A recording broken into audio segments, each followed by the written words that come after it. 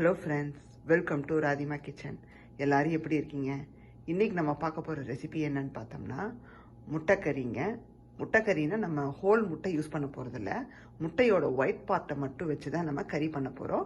மஞ்சளை எடுத்துட போகிறோம். ஸோ இதுக்கு என்னென்ன தேவைன்னு பார்த்துக்கலாம் வாங்க. இப்போ பார்த்தீங்கன்னா இதுக்கு என்ன தேவைன்னு பார்த்தோம்னா, நான் ஒரு வெங்காயம் எடுத்து பொடியாக கட் பண்ணி வச்சுருக்கேன். 2-3 பச்சை மிளகாய் எடுத்து ஸ்லிட் வைஸ் கட் பண்ணி வச்சுருக்கேன். கருவேப்பிலை கொஞ்சம் எடுத்து வச்சுருக்கேன். தக்காளி 1 ஃபுல்லாக எடுத்துருக்கேன். ரெட்டாக இருக்கிறதுனால ஃபுல்லாக எடுத்துட்டேன், ஏன்னா அது புளிப்பு கொடுக்காது. கொஞ்சம் ஆரஞ்சாக இருந்தால் நீங்கள் கம்மியாக சேர்த்துக்கோங்க, அது புளிப்பு கொடுக்கும். அண்ட் முட்டை பார்த்தீங்கன்னா ஒரு 5-6 முட்டை எடுத்து வேக வச்சு வெள்ளையை மட்டும் இந்த மாதிரி மீடியம் சைஸில் கட் பண்ணி வச்சுக்கோங்க. இதை விட இன்னும் சின்னது வேணாம், பட் மீடியம் சைஸ் இருந்தால் நல்லாயிருக்கும். ஸோ உங்களுக்கு எந்த சைஸ் வேணுமோ இந்த சைஸில் கூட கட் பண்ணிக்கலாம். இந்த மாதிரி கட் பண்ணி வச்சுக்கோங்க. மஞ்சள் எடுத்துருங்க, ஏன்னா இப்போ ரீசெண்டாக யாரும் மஞ்சள் சாப்பிட்றதில்ல ரொம்ப காலமாகவே. அதனால் என்ன பண்ணுங்கள், மஞ்சள் இல்லாமல் வெள்ளையை மட்டும் செஞ்சு கொடுங்க. ஸோ ரொம்ப விரும்பி சாப்பிடுவாங்க. இந்த மாதிரி கட் பண்ணி வச்சுக்கோங்க.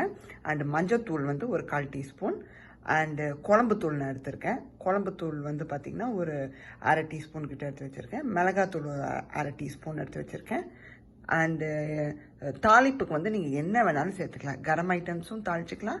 அப்படி இல்லைன்னா நீங்கள் இந்த மாதிரி கடுகு, சீரகம், மிளகு போட்டு கூட நீங்கள் தாளிச்சிக்கலாம். நான் அதை எடுத்து வச்சுருக்கேன். அண்டு உப்பு தேவையான அளவு, இஞ்சி பூண்டு விழுது தேவையான அளவு. இதை வச்சு நாங்கள் சூப்பராக கறி பண்ண போகிறோம். வாங்க ரெசிபிக்கு போயிடலாம். இன்னொன்று சொல்லிக்கணுங்க, இந்த ஸ்பெஷலாக பண்ண போகிற இந்த முட்டைக்கறி சாம்பார் சாதத்துக்கு அற்புதமாக இருக்கும். அதனால தான் உங்களுக்கு காமிக்க வந்தேன். இங்கே நான் சாம்பார் வச்சாச்சுங்க, முருங்கைக்காய் சாம்பார். அண்ட் ரசமும் வச்சுருக்கேன். ஒயிட் ரைஸோட அந்த சாம்பாரை ஊற்றி கூட இந்த முட்டைக்கறியை வச்சு தொட்டு சாப்பிட்டு பாருங்கள், கலக்கலாக இருக்குங்க. இன்றைக்கி அதுதான் நாங்கள் நல்லா என்ஜாய் பண்ண போகிறோம். ஸோ உங்களுக்கும் இதை பண்ணி காமிச்சிடலான்னு நான் எடுத்திருக்கேன் இந்த ரெசிபியை. ஒரு ஃப்ரை பேன் வச்சு 1 டேபிள் ஸ்பூனுக்கு எண்ணெய் விட்டாச்சு. நார்மல் ஃப்ரை ஆயிலே போதுமானது, வேறு எதுவும் தேவையில்லை. எண்ணெய் நல்லா சூடாயிடுச்சுங்க. இப்போ நம்ம எடுத்து வச்சிருக்கிற தாளிப்பை உள்ளே சேர்த்துருங்க. அது நல்லா புரிஞ்சு வரணுங்க. நல்லா வெடிக்க ஆரம்பிச்சதும் நம்ம வெங்காயம், தக்காளி, பச்சை மிளகாய், கருவேப்பிலை அதை அப்படியே சேர்த்துடலாங்க. நான் சேர்த்துட்டு உங்களுக்கு காமிக்கிறேன். மாதிரி நம்ம வெங்காயம், தக்காளி எல்லாத்தையும் ஒன்றாவே சேர்த்துருங்க. ஒன்றா நீங்கள் சேர்க்கணும்னு அவசியம் இல்லை. இது கூட இப்போ என்ன சேர்த்துக்கிறோம்னா உப்பு சேர்த்துக்கிறோம். நம்ம எடுத்து வச்சிருக்கிற இஞ்சி பூண்டை உள்ள சேர்த்துருங்க. சேர்த்துட்டு நல்லா கலந்து விட்டுருங்க. இப்போ பார்த்தீங்கன்னா நம்மளுக்கு வெங்காயம், தக்காளி நல்லா நைஸாக வதங்கி வரட்டும். இப்போ பார்த்தீங்கன்னா வெங்காயம், தக்காளி நல்லா வதங்கிடுச்சுங்க. அப்படியே தொக்கு மாதிரி ஆயிடுச்சு. இந்த ஸ்டேஜில் நம்ம எடுத்து வச்சிருக்க பொடிகளை சேர்த்துக்கலாங்க. மஞ்சத்தூளை சேர்த்துக்கோங்க. அப்புறம் மிளகாத்தூள் சேர்த்துக்கோங்க. அதுக்கப்புறமா குழம்புத்தூள். ரொம்ப இருந்தால் கொஞ்சம் வச்சிருங்க, எல்லாத்தையும் சேர்க்கணும்னு அவசியம் இல்லை. நல்லா கலந்து விட்டுறலாங்க. ஃப்ளேமை ஸ்லோவில் வச்சுக்கோங்க, இல்லாட்டி மசாலா கருகிரும். இப்போ பார்த்தீங்கன்னா மசாலாவோட வாசம் போகணுங்க. இப்போ என்ன பண்ண போகிறோன்னா கொஞ்சமாக தண்ணி விடுங்க, ஏன்னா நம்ம தொக்கு மாதிரி தான் எடுக்க போகிறோம். அதனால் கேர்ஃபுல்லாக விடுங்க. தொக்கு மாதிரி இது வந்ததும் நம்ம முட்டையை போட்டு பரட்டி எடுத்துட போகிறோம். கிட்டத்தட்ட ஒரு 20 நிமிஷத்தில் பண்ணிடலாங்க. ரொம்ப ரொம்ப ரொம்ப ஈஸி. முட்டையை வேக வைக்கிற வேலை ஒன்று தான். இப்போ பார்த்தீங்கன்னா நல்லா கொதி இந்த பச்சை வாசம் போனதும் முட்டையை சேர்த்து, முட்டையை ரொம்ப குக் பண்ணிடக்கூடாதுங்க. ஏன்னு சொல்ல வரேன்னா, முட்டை ஆல்ரெடி வெந்துருச்சு. ஜஸ்ட் இந்த தொக்குல போட்டு நம்ம பரட்டுறது மட்டும்தான் வேலை.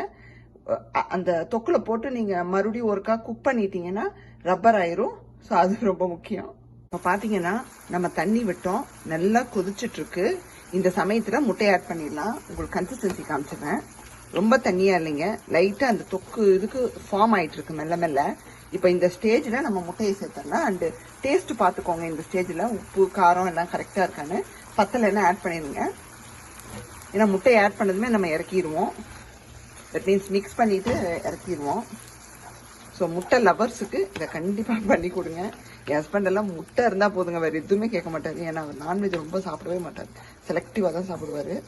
அவருக்கு மோஸ்ட்லி முட்டை தான். முட்டையில் எது பண்ணி கொடுத்தாலும் சாப்பிட்டுவார். வெள்ளை இந்த மஞ்சள் எடுத்துகிட்டு எதை பண்ணி கொடுத்தாலும் சாப்பிட்டுவார்.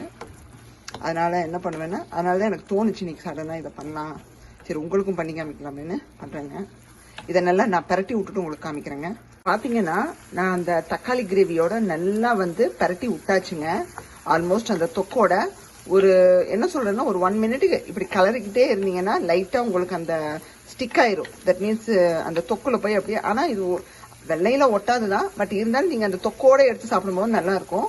இப்போ ஆல்மோஸ்ட் சுருண்டு வந்துருச்சுங்க. இப்போ கொத்தமல்லி தூவி இறக்கிடலாங்க. நான் இங்கே நறுக்கி வச்சுருக்கேன் கொத்தமல்லி. ஸோ உங்களுக்கு எந்த அளவுக்கு வேணுமோ அந்த அளவுக்கு உங்கள் அந்த ஃப்ளேவருக்கு ஏற்ற மாதிரி போட்டுட்டு இப்போ வந்து இதை இறக்கிடலாங்க. சூப்பராக ரெடி ஆயிடுச்சுங்க. முட்டைக்கறி சர்வ் பண்ணியாச்சுங்க. வாசமாக இருக்குது, நல்ல டேஸ்ட்டாகவும் இருக்குங்க. இது நான் சொன்ன மாதிரி சாம்பார் சாதத்துக்கு மட்டும் கிடையாது, தயிர் சாதம், சப்பாத்தி, தோசைக்கு கூட நீங்கள் தோசை நடுவில் ஸ்ப்ரெட் பண்ணி கூட சர்வ் பண்ணலாங்க. அவ்வளோ நல்லாயிருக்கும். ஸோ கண்டிப்பாக இந்த ரெசிபியை ஃபுல் அண்ட் ஃபுல் பார்த்துருப்பீங்க. பிடிச்சிருந்தா லைக் பண்ணிடுங்க அண்ட் வீட்டில் ட்ரை பண்ணி பார்த்து என்ஜாய் பண்ணுங்கள். நாங்களும் இப்போ சாப்பிட்டு என்ஜாய் பண்ண போகிறோம். என்னோடய சேனலை சப்ஸ்கிரைப் பண்ணாமல் இருந்தீங்கன்னா பண்ணிடுங்க. பக்கத்தில் இருக்கிற பெல் ஐக்கானையும் கிளிக் பண்ணிடுங்க. Meet you next recipe. Bye.